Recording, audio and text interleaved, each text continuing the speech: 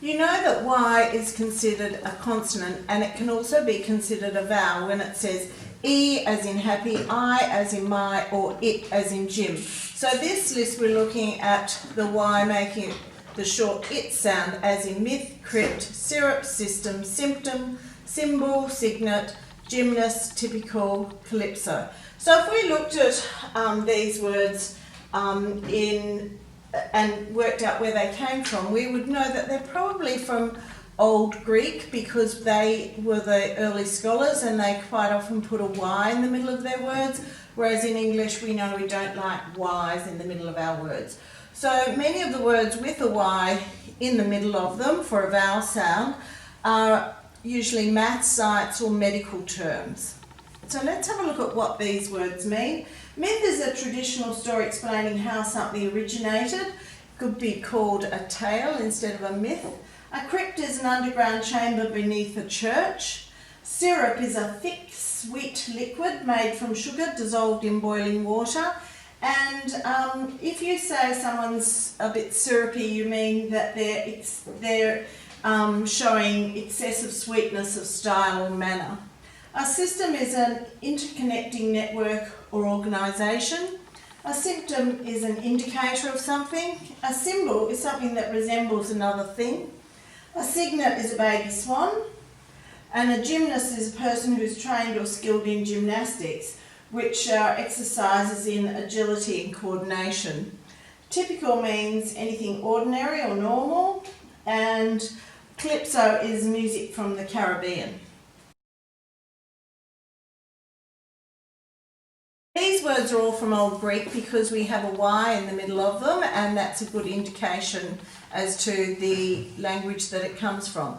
Now you know Y can be both a consonant and a vowel, so here we're seeing the Y making the short vowel sound it as in Jim. So we've got myth, crypt, syrup, system, symptom, symbol, signet, gymnast, typical and calypso. Go through and highlight that Y making the short it sound before you do your read it, cover it, write it, check it.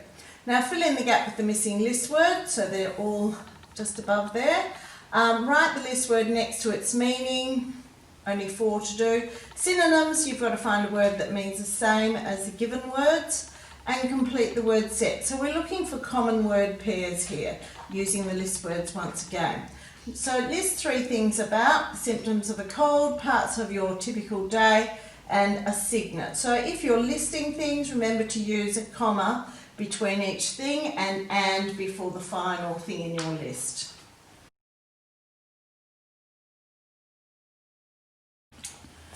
After you've done your read it, sound it, cover it, write and check, go on and you're adding it to the list word to make the adjective, then complete the sentence.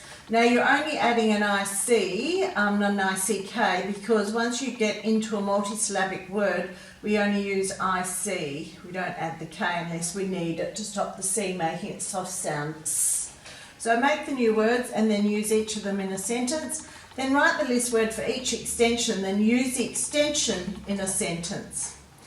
So you can go through that. So you're going to recognise the base word, but write the extended word in your sentence. Write the base word down here, and down here we've got some ancient Greek mythology for you to read.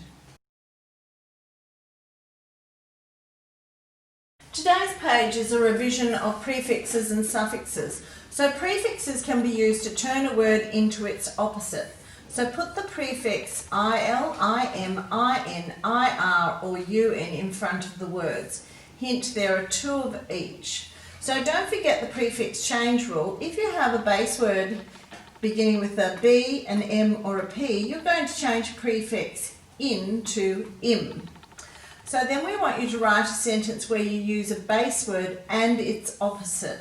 So able and unable as an example. But don't choose those 2. Choose a pair from the words given. Now prefixes can be used to show whether something occurs before, after or again. So we've got pre meaning before, post meaning after and re meaning again. So we've given you examples: prepaid, postpaid, repaid. For the words below, add 2 of the above suffixes. So you can choose whichever ones you want to add here. And add re to another word and use it in a sentence. So suffixes can be used to make adjectives by adding full, a y, al or ous. So if you're going from full as a word to a suffix, you're going to drop one l. Same with or. When it goes from a word to a suffix, you're dropping one l. So just be aware of that when you're adding them. So add 1 of the above to the base words. You can go through there.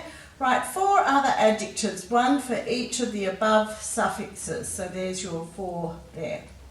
Now down here, suffixes can be used to make nouns by adding ness, meant, age or ure. So add 1 to the word below to make a noun. Now just be aware that depart could have 2 different answers there, but all the others just have 1.